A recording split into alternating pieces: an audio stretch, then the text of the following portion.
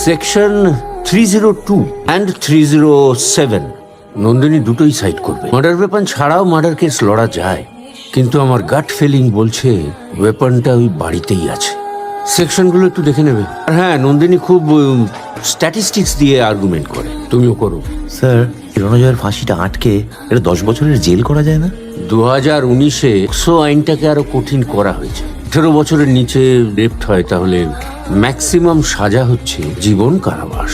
তো আমার বিশ্বাস নন্দিনী ওর সঙ্গে 102 ধারা অ্যাড করবে এবং রণজয়ের ফাঁসি চাইবে। চিন্তার পাড়ায় থাকা চলছে না, চলবে না, না চলবে না। এই হতছাড়া, তোর কি চলছে না চলবে না? হ্যাঁ, আসলে একটু বিপ্লব মত হচ্ছিল তো, তাই অভ্যেসে পাশে দাঁড়ায় পড়ছিলাম। এই না না, কি চাই?